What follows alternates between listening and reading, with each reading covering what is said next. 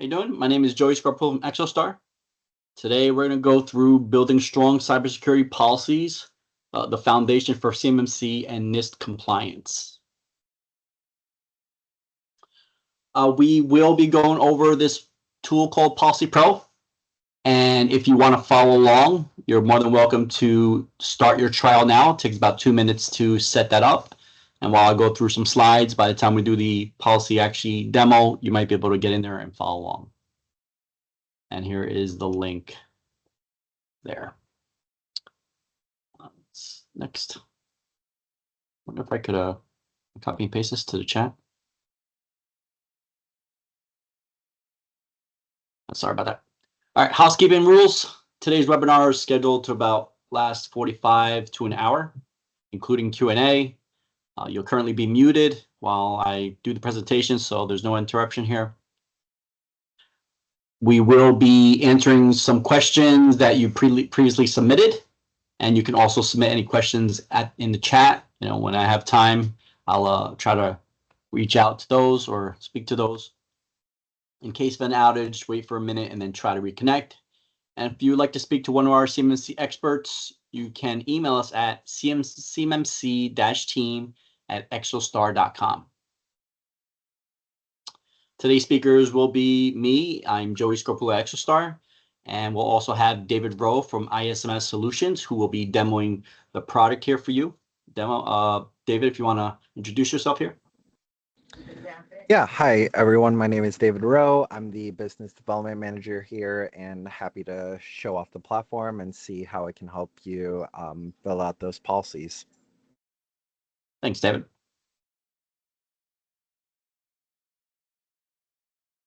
All right, so let's talk about what the latest ruling is for CMMC. Currently, 32 CFR Code of Federal Regulations went into effect in December of 2024. Now, what that means is they put the CMMC rule into effect, which also means that users or customers can now apply for a CMMC audit. They can reach out for a C3PAO and they can get that audit going, right? However, the rule of the land right now is NIST 800-171. We're waiting for the title CFR or 48 CFR to come into effect, which should come later on this year. And once that rule is in effect, then you should be able to see those CMMC contracts will have that CMMC language in there that you need to be compliant with CMMC. Once that rule is in effect, you'll move from that self-attestation type role where currently you're only self-assessing yourself to this third-party assessment role where you would require, well, depending on which level you're at and which requirement you may be, you will require a C3PAO to do the official audit to get that CMMC certification. And they also put some language in there as well as, cloud service providers must be FedRAMP moderate or equivalent, as well as if you're using any external service providers that handle CUI, they don't need to be certified themselves. However, if they're part of your SSP plan, and they will be required to be part of the assessment for your SSP plan. All right, there are 3 levels here that they introduced. There used to be 5 levels. This is CMMC level 2.0 that they changed it now to 3 levels to make it a little bit more easier.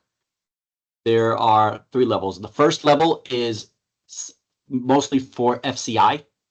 There are 15 requirements and they're aligned with FAR 52204-21, which aligns actually to 17 practices in NIST 800-171. Right? I think they took one of the controls, the physical protection, and they split it up into 2. So there's 15 requirements in the FAR, but they align to 17 practices in the NIST 800-171. Then you have level 2, which is the full NIST 800-171 R2. Right? There is an R3 out there, but that's currently not in effect. That may come in effect, later on down the path here. But right now, for CMMC 2.0 and level 2, you need to satisfy the 110 controls based on NIST 800-171 R2. Now, level 2 does require, well, can require a C3PAO. So if you look at that left side here, there are 4 types of assessments, right? We have assessment level 1, which is going to be about 63% of the DIP here.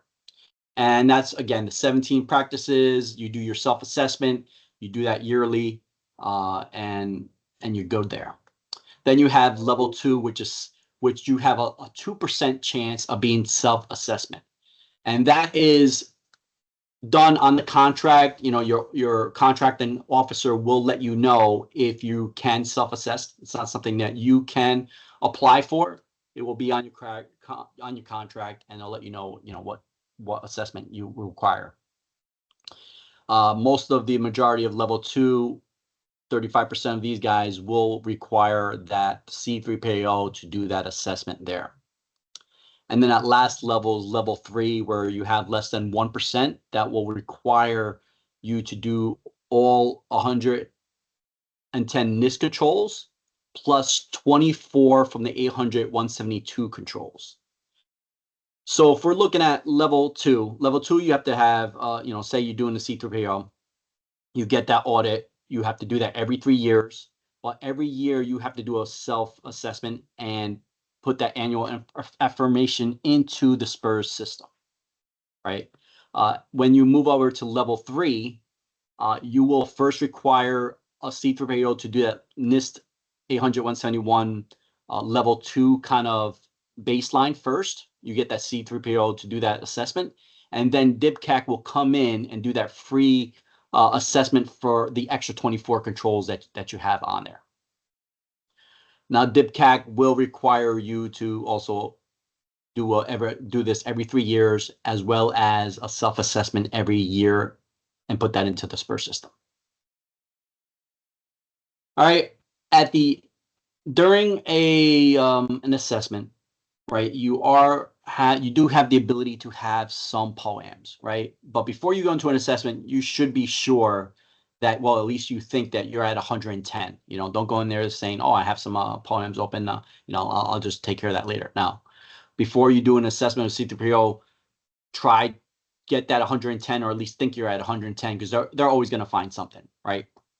And when they find some POAMs that are still not completed, if you have any POAMs that are, well, let me say this first. The 800-171, or NIST 800-171, has a range between -203 and 110.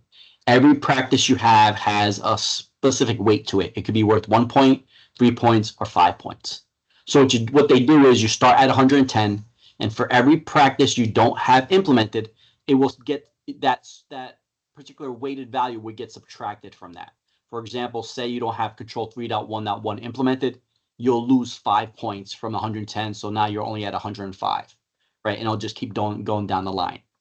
Now, during that C3PAO, when they go through that assessment, if you have any controls that are worth 3 or 5 points, you're going to immediately fail that assessment, right? So you better make sure those 3s and 5s are completely done.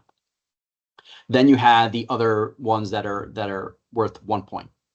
If you have less than 22 1-pointers, so in other words, if you have a score of 80 or above, and the rest are only worth 1 point, you have the ability to kind of pass that certification temporarily, where they'll give you a temporary certification, and then you have 180 days to close out those POAMs. And if you close those POAMs out within 180 days, the C3PAO will get called back to review those remaining POAMs, making sure that they didn't disrupt any other controls, because sometimes you might change something and actually messed up another control, which now breaks your compliance. So you got to be careful for that. Anyway, they will check those last remaining POAMs. If they all look good, then they'll give you that full CMMC certification. Now, what they do is they also add this certification into EMAS, right? Once you do that C3PAO, they'll get that all your information, your evidence and stuff that required. They'll put it into the EMAS. Actually, I don't know if they add your evidence in EMAS, but they do get your score, what you gathered there, and make sure you're at 110, and they'll put that into EMAS as you're certified. All right. So as CMMC is being implemented here, again, we're at level where CFR 32 is already set. The rule begins after CFR or 48 CFR is in effect, right? Like I said, it might be a couple months before they get this into effect. Once it's in effect, it'll be 60 days after that where they'll start going through these phases. Phase one will be that you still require the level 1 or level 2 self-assessments, right? So you're kind of still on par with what you're doing now, but you should be getting ready for the C3PAO. Of course, it's better sooner rather than later, because once in effect, everyone's going to start trying to reach out for C3PAOs, and there's a limited quantity out there, and that backlog is getting bigger and bigger on trying to get assessed there. All right, after 12 months of the 48 CFR being in effect, that's when phase 2 will begin, and now you will require to be at level. You'll get that level 2 certification. They're going to start tapping people there where you need to be get that CMMC level 2 certification. Phase 3, 24 months after the beginning, you will now require certification level 3, right? All those ones that require DIPCAC audits. Those guys are now going to be getting tapped to make sure they get their certifications there. And then phase 4, which is 36 months after phase 1.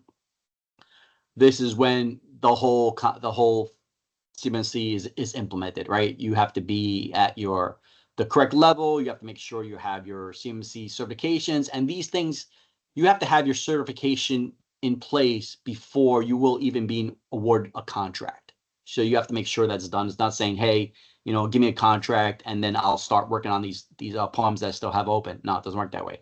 They're going to look to see if you're certified first before they're going to award you a contract. And also down below, you may be tapped on the shoulder or in your contract that you might have to be at level 2. So you might have to get that C3PAO earlier than the phase, right? If this contract or this DoD requires you to do that sooner rather than later, then yes, you should be prepared to get that implemented sooner rather than later. All right, so what needs to be done today? Right, first thing you need to do is check your contracts. Right, your contracts are going to have DFARS clauses in there. And if you look here, the DFARS clause 7012, well, 252, 204, 7012, that is signifying that you need to abide by the NIST 800-171 controls version 2. Right, and you need to self-assess that, right, on your own. When 7019 comes into play, that is telling you not only do you self-assess yourself, now you have to enter that score that you received into the SPURS system. And that SPURS system is the supplier performance risk system. And you're going to put your score into this system. And it's a combined score with other things. And so your SPURS score is really a combination of what your score is from NIST 800-171, as well as any other things that they've checked on you. If you say you had some incidents or something like that, that's going to be part of that whole SPURS score that they can review. 7020 means now DoD can actually look into the SPURS system and verify what your score is and check there if they want to award you a contract. So, and that better be up to par of what you're saying, because if you're not accurate with the score that you're adding in there, you can actually be part of the False Claims Act, right? And they'll give you a penalty for that, a huge fine as well, right? So, and I don't know if you heard, but there's a bunch of other, companies out there that falsified their scores, some leakage over there that, they said that they were falsifying their score here, and they got led with huge fines. All right, and right here where we say 7019 again means that you need to put your score into that SPURS system. All right, what you also need to do is, as you're starting off on doing your SSP plan, you also have to identify your CUI flow, right? Your CUI flow means where is the data coming from? How are you receiving it? Is DoD sending you by email? Is DoD sending to you through some portal, right? That means that part needs to be set into your SSP plan. Who's touching the CUI? What people or personnel are actually touching the CUI? what workstations are included in touching CUI, what's processing, transmitting, or storing that CUI. That's all part of that CUI flow. And at the end, where's it going to? How are you getting it back to DoD? Are you sending it to them? Are you providing a product? Are you sending them a part to them? You know, whatever it is, you have to make sure you have that whole CUI flow in accordance to NIST 100-171. And at the end of the contract, if you're no longer touching that CUI, how are you handling the CUI at that point? Are you storing it? Is it something that you need to get rid of? If you have to get rid of, do you have your destruction process in place to get rid of CUI?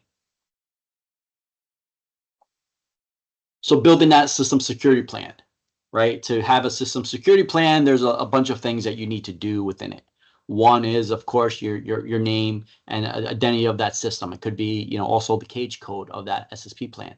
You know, who's responsible for the SSP plan? You know, the information owner, the system owner, the officer here.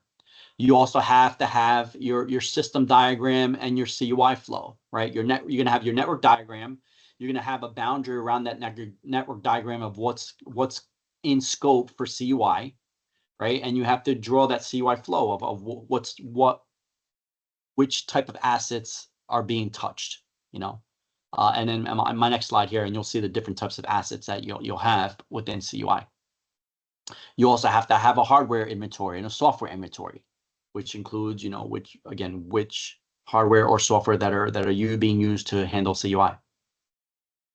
And as well as the most important thing is policies around those controls, right? That's what Policy Pro is really geared for here. It's going to help you create the policies around the controls, because not only do you need to a technical piece of it, you also have to have a policy around how, you know, what you're doing and how you're doing it around these controls. Right. So talking about the different types of assets out there, you know, for CUI that you have security protection assets. That's going to be stuff like the firewall, even cameras and door locks, whatever is in scope for that to protect CUI. Then you have contractor risk managed assets, CRMA. These are workstations or things that are that are not intended to touch CUI, right? But can. For example, say you have a flat network, right? You have 2 workstations on this flat network, and you say that the first workstation is the only one that's supposed to touch CUI. However, it is on that same, you know, that second workstation is on that same network, and it's possible that the first workstation might accidentally put into some shared folder that second workstation can actually access, right? So that second workstation, because it's on that same network, it has the ability to touch CUI, and that becomes a contractor risk managed asset. Now, a CRMA does not require you to put all 110 controls on there because they're not intended to touch CUI. But you got to be careful of it. The minute an order sees that there's possibility that, or they are, and they check the logs and they show that there's CUI on there, then you're going to fail your assessment because you're not including that into your scope or putting it as having all the controls readily available on that particular workstation as well. Specialized assets, those are going to be ones that are, Internet of Things type things, something that, or CNC machines, something that you can't really do anything for, but they are going to be part of your scope, right? It might be a thermostat, it could be a CNC machine, those type of things. And then you have out-of-scope assets. Out-of-scope assets should not be in the boundary of your scope. These are things that are on a different subnet that's never going to touch CUI, or even people. People are never going to touch CUI. They should not be part of your scope and not even part of your SSP plan. It should be outside that boundary there. All right. With all that, you do need policies, right? And Policy Pro is a great tool to help you create those policies around it. There's a bunch of benefits from it, right? It helps reduce the time to compliance. It comes with there's 2 major features within Policy Pro. One is the ability to create policies from templates, right? Policy Pro has a template for every single control. And within that template, all you have to do is modify it based on what your organization is doing. For example, if I looked at control 3.1.1, you'll see there's going to be a space there that says, what's your ticketing system that you might be using to submit tickets? One, you must say you're using Jira. You'd say, all right, I'm using Jira as my ticketing system. Or I'm using an email. They're just sending email to my IT department, right? And then the second part of that 311 template is, what's your turnaround time for account creation? That could be the same thing where, all right, here's our process. Someone sends an email to the IT department. I get approval from my manager.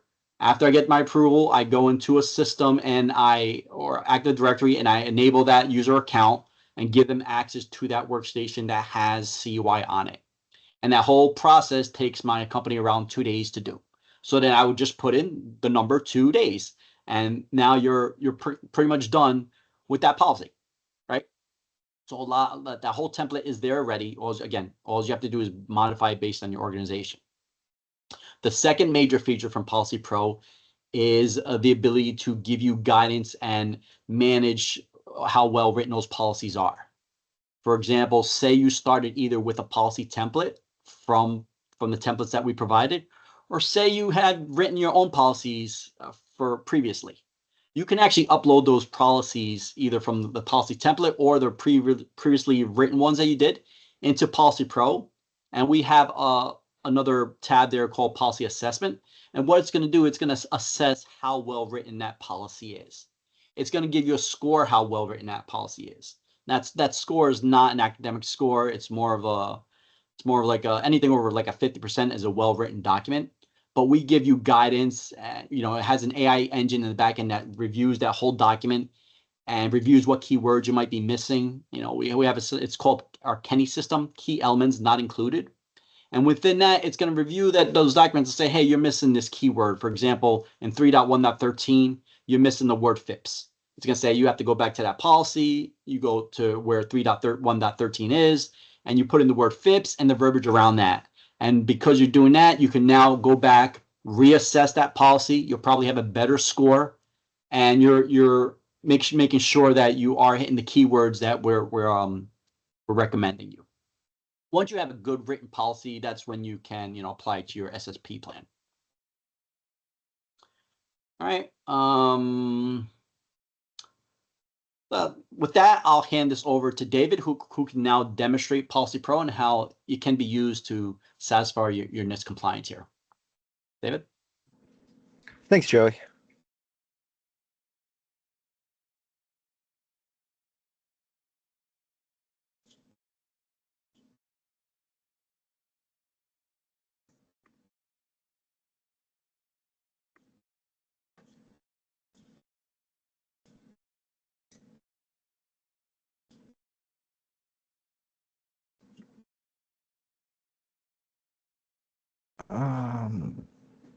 Second.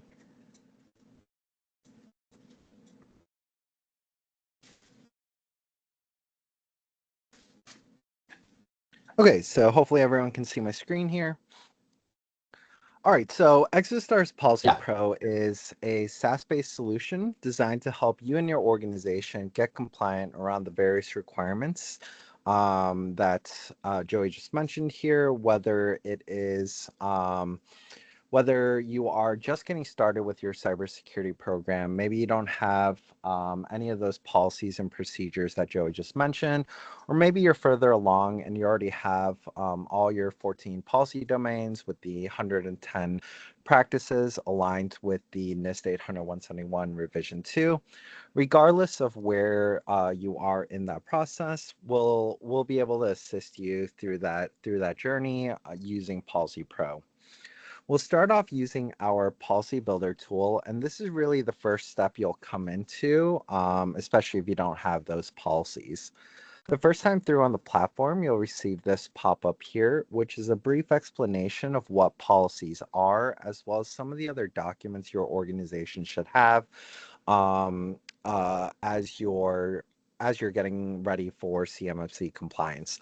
For example, your gap assessments, risk register, your POAM, which is those plan of actions and milestones, as well as your SSP, your system security plan.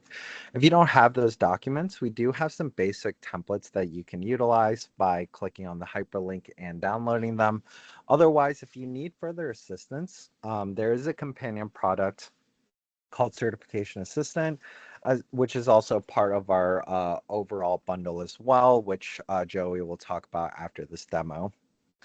Moving on to the policies themselves, once you've closed out that pop-up, you'll select the domain you wish to work on, and in today's demo, we'll walk through an access control example here. It'll take you to this page, which is the Prepare, Gather, and Consult page. This is everything you're going to need to prepare prior to even getting started with the policies themselves. For example, it could include things like gathering your organization's documents, records, and other materials related to these various access control topics.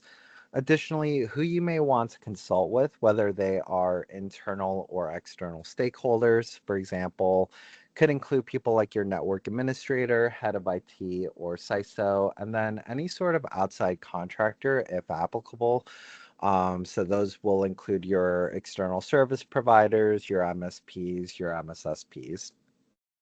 Once you're prepared, you'll then go to our policy template, and all of our policy templates are broken out into a couple different sections.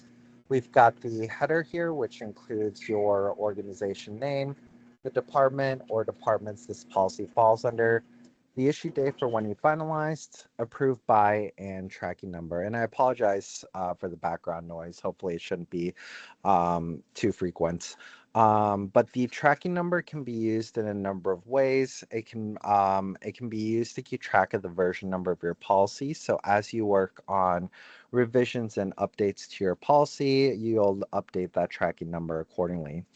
The other sections include the purpose, the scope, and the individual practices themselves. So we break out all 110 practices associated with those 14 policy domains into each of its individual sections. Additionally, we do provide some additional guidelines here, which will help you understand exactly what sort of information is typically included in that practice section, as well as kind of in plain English, explain what that particular practice is about. Once you're ready to begin, you'll click on the pencil icon here located to the right-hand side, and that's going to bring up the policy template for 3.1.1. And some of the examples that Joey just mentioned, for example, the account request ticketing system is here in the first paragraph. So you'll update that accordingly. And there's a couple key aspects to policy writing that I did want to mention. One is as you are working on these policy templates, you want to make sure to read through the entirety of this policy. What's written here for your 3.1.1, which is going to be about your organization's account creation, work from home, and bring your own device policy, it should really reflect what your organization has implemented or what your organization plans to implement in the future based off your policies. So again, that ticketing system, you'll want to make sure to fill in whatever system it is you're utilizing. Once you've made those changes, you'll save any changes you wish to make. But we have made a number of enhancements and improvements to Policy Builder as well. So if you are working with those, whether it's internally or externally with different users, you can add comments and mentions now into Policy Builder as well. So you'll be able to work more collaboratively and more effectively with the people you need to work with in order to build out these policies. Once you save that, that's going to timestamp it as well as who the user was that last made the change. Additionally, another new feature is going to be version history. Version history is going to show you all of your previous versions as you work on updating and revising your policy documents. And this is an important aspect because you really do want to periodically be reviewing and updating your documentation. So whether that's because your policies has changed on a particular domain or practice, or maybe because the standards have been updated. Regardless of the particular reason, you want to make sure that your policies are up to date and reflect what it is your organization has actually implemented. And you'll also want to be able to show proof of your periodic updates as well when it comes time for those audits with those C3 POs. So one good way to keep track of that is utilizing version history in our policy builder. Once you've done that, you're then going to click on this export button on the bottom here, and that's going to do a couple things. It's going to combine all of the sections I mentioned previously, so the purpose, the scope, and the individual practices, into a single access control document that will then be saved to your local drive. So you'll have a copy of your policies as a Word document. And it's also an important step prior to the next feature of the platform, which is going to be policy assessment. Policy assessments, as Joey mentioned, is where you're going to come to analyze and assess your documentation and whether you are uploading a policy using our policy building tool and uploading your modified and customized templates, or maybe you're further along and you already have all of your policies. I still recommend using Policy Pro to assess those documents because you want to ensure that there are no gaps. And as you're periodically updating your documentation, you want to make sure that it's still conforming to CMMC and that you aren't missing anything as you're periodically reviewing your documentation. Also, it is SaaS-based, so when the standard changes, for example, when NIST 800-171 Revision 3 becomes official and gets incorporated into CMMC, the policy assessment as well as policy builder will be updated as well. To assess it, you'll go ahead and upload your documents here. Again, you can upload any document that's relevant to the policy domain. You can also upload multiple documents here as well. So for example, if I scroll up a little bit here, I can see that instead of maybe I've done other policy domains or other policies for other standards, maybe an ISO standard or some other cybersecurity related standards. And so I don't have a specific access control policy. I can still upload the policies I have as a starting point and see what it is I still need to incorporate for CMMC. So a couple examples might be an acceptable use policy or an account creation policy. You can upload all of those relevant documents and we'll still be able to assess it and analyze it and give you the results of what exactly is missing in your documentation. To view the details, you're going to click on this detailed scorecard to view missing key phrases, and that's going to bring up this policy assessment scorecard. And we assess your document in a couple of different ways, both at a high level as well as a granular level. At the high level, the overall assessment for this particular document is that it appears relevant in size, scope, and organizational customization. The overall assessment is comprised of 3 different metrics: the relevance, which is how many key terms or phrases are included in your document. The higher that is, the higher the relevance and therefore overall assessment will be. The model similarity compares the policy you've uploaded to our model documents. And we do that for 2 reasons. One, to ensure it's been appropriately customized to fit your organization and your organization's implementations, as well as ensuring that it's covering everything it needs to cover. Finally, the word count is simply to ensure that there's enough context surrounding those key terms and phrases to accurately assess your documentation. So if it's too short, chances are the overall assessment as well as the overall score might not necessarily be an accurate reflection of how your policies are really doing. In terms of the overall score, here you can see it's 70.3%. And as Joey mentioned, it's not like an academic score, meaning 90% is an A, 80% is a B. It's a relevant scoring system, so anything above a 50% is a relevant document. However, we'll talk further on about in the demo about how you utilize the overall score to gauge how your policies are currently doing, as well as how they're doing over time in conjunction with the other metrics as well. So that's everything in the high level, but we also provide some granular feedback in terms of exactly what it is you're missing in your documentation and how you can improve it. And we do it through our key elements not included, or Kenny for short. And we have two different types of Kennys. We've got control Kennys as well as general Kennys. The first example is CUI non-public information. That's that key term or phrase that's missing in my document that I should be looking to incorporate. And we can see some additional information underneath that, which is the exact practice that it's associated with. In this case, it's 3.1.22. Instead of flipping back and forth between the platform and the standard, if you don't know what exactly 3.1.22 is discussing, we provide that information directly underneath the discussion portion. Additionally, the documents for examination are going to be other sorts of documents, records, or materials that your organization might have already that can help you address that control, Kenny, as you're working on revising and updating your documentation. So, for example, it could include documents such as your system audit logs, security awareness training records, security plan, basically documents that are relevant to that key term. Additionally, once you've actually added it into your policy and you've implemented it in your organization, these documents for examination can be used as evidence, as artifacts that you've actually gone ahead and implemented it. One of the most important things about an audit or an assessment is going to be able to show proof that you've actually done the activities stated in your policies.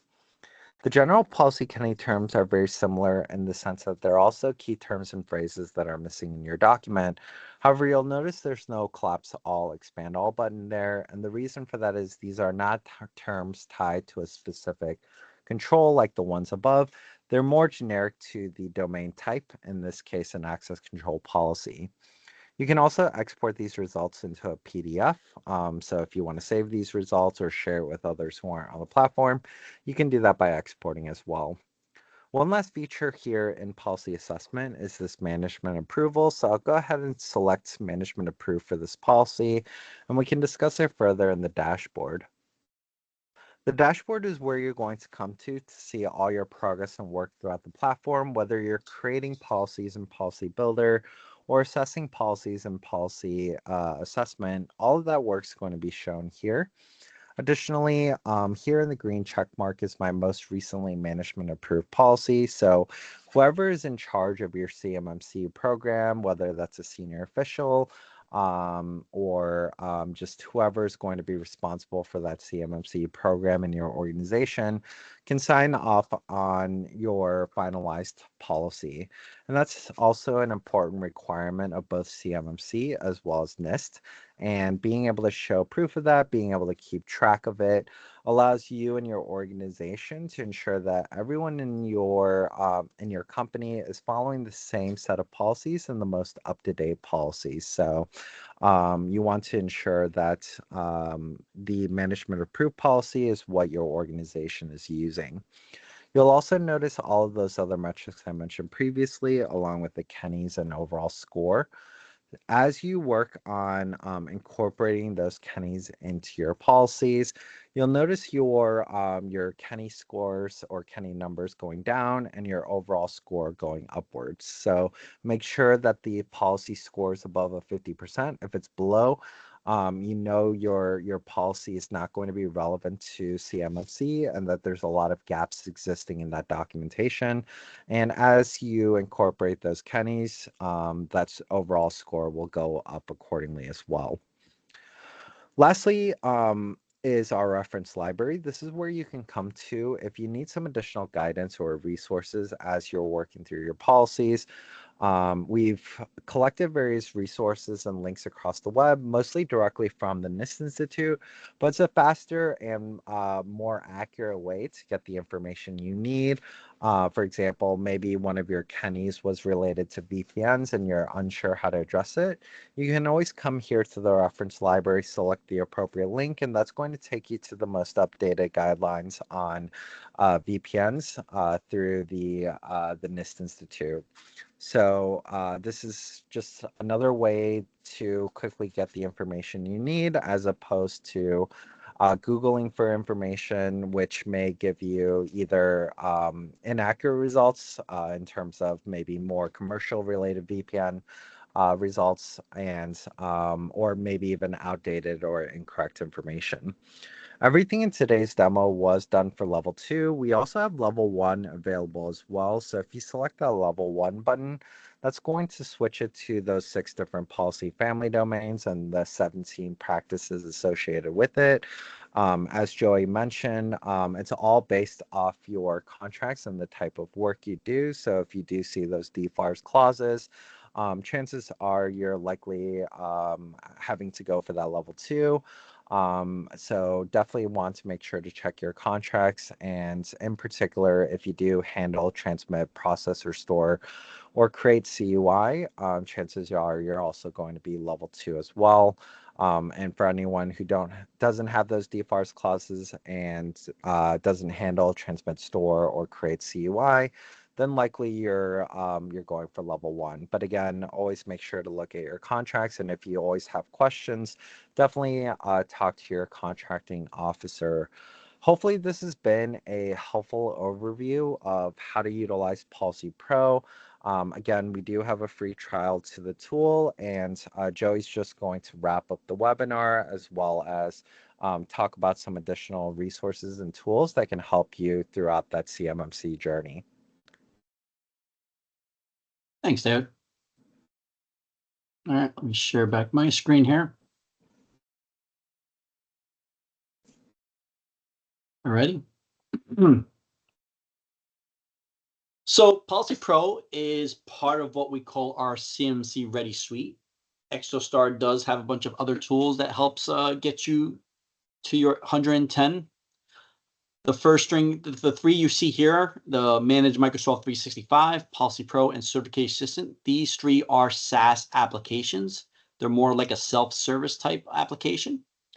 And then we have our 4th quadrant here, or pillar here, is a CMMC assessment. This is when we bring in our services department and we have a partner of ours that helps guide you through the assessment, right? They'll do a gap assessment, they'll create reports, they'll produce that SSP plan, or they'll also produce that SPR score and give you a list of poems you might still have open and give you guidance of what you need to do to close out those poems. But as far as these other 3 tools, Certification Assistant and Policy Pro, these are 2 tools that actually work hand in hand together. Policy Pro is going to be, just as we talked about, it's going to be the place where you create the policies around the controls. But you still need a place to put it all together. That's what Certification Assistant is. It's actually the place where you can actually, it's going to list out all the 110 practices. It's going to create that SSP plan. You can fill it all out, put in your system owner, your network and system boundary diagrams. You can create poems within it. You can upload evidence. You can assign poems to people, assign controls or practices to people.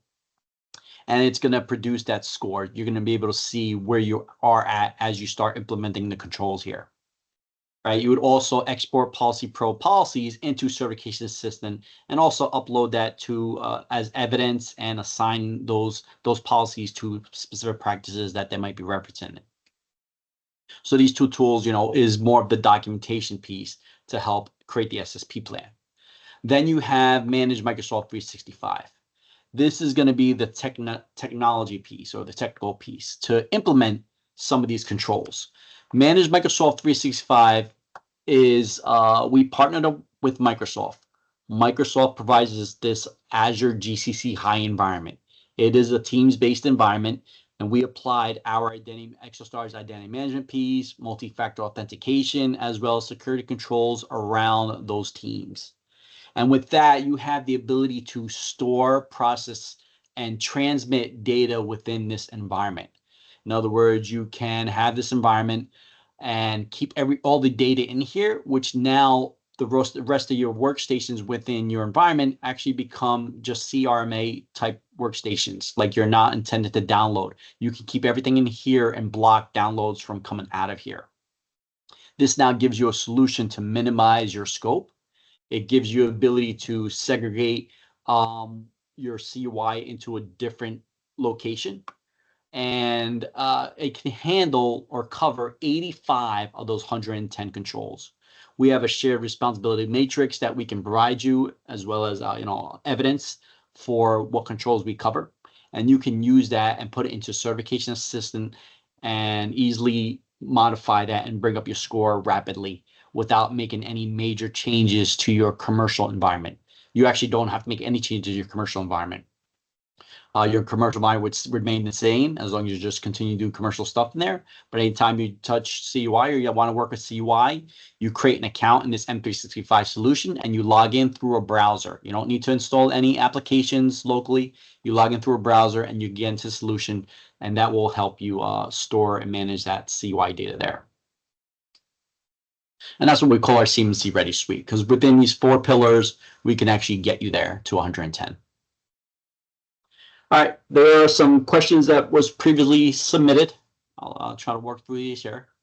First question here is, when you are using monitoring and management tools like antivirus, WSUS, and server or any other management tool, how important is it to a C3O that the total number of PCs in your environment match exactly within each monitoring tool? Well, they don't need to match exactly. However, if you have workstations that need to be monitored because they're part of your CUI scope, they better be in that that WSUS, or make sure that you have antivirus on all those machines, right? I mean, they would want to see antivirus on the machines because they want to make sure you're not accidentally downloading something from some workstation that shouldn't be, or say it's a CRMA type workstation, right? You want some, make sure you're covering yourself there. But either way, as long as you're definitely covering your bases on which workstations need to be in scope and they're in these management tools. Do you do a virtual assessment? Now, it is possible to do virtual assessments, right? However, it's really mostly when you have all your CUI data within a cloud service, right? Because if you have everything in this cloud service provider, your VDIs, or you're using managed Microsoft 365 solution, and you have everything there and nothing's touching your local environment, well, then they possibly don't need to come on site and they can do everything remotely.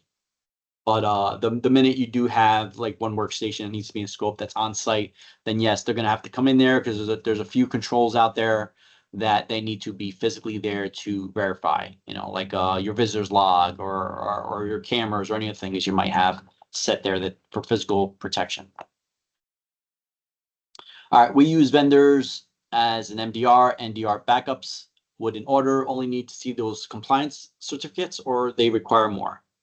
They usually require more. A certificate itself is not enough. They still want to see what the CUI flow is. How does it go to the that DR backup? Is there CUIs or is it just logs? Who has access to that data? What's the personnel list that they might have that has access to those data, right? Do they want to make sure they track that whole CUI flow there? So they're going to ask your vendor questions. So you be prepared to bring them in on an assessment there. As a DoD subcontractor, what SPUR score should we have to even ask our prime if they are sharing CY with you? Well, normally a credible score should be around 80. Anything over 80 is a pretty decent score there. But in the future, as CMC gets rolled out here, you need to be at 110. So it's not even asking, what score you should be. You should be at 110, right? And get that certification, because if you don't have that certification, they won't even look at you yet, right? Because they're only going to award contracts to people that are implemented, not that they might be implemented. What should be the best approach for CMMC implementations, taking into account that not all the controls can be deployed in one single shot. That's a very interesting take there. It's tough to say what is the best approach. The best approach is really, however you want to go about it. It's good to do like a phase approach, right? You should start with your CY flow. Where's it coming from? What's in scope? Look at those assets and take a look on what you need to do to satisfy those controls. It might be easier to start with the easy ones, right? The ones that you can knock off real quick. You do those first. And for the ones that are going to take more work, you create some poems. You assign those poems to people. You give them a date of when they should be completed by. And, you keep working through those controls. And of course, tools like Certification Assistant and Policy Pro are going to help you work through those documentation pieces. All right, would a camera or door lock system be considered security protect data, and would that be in scope?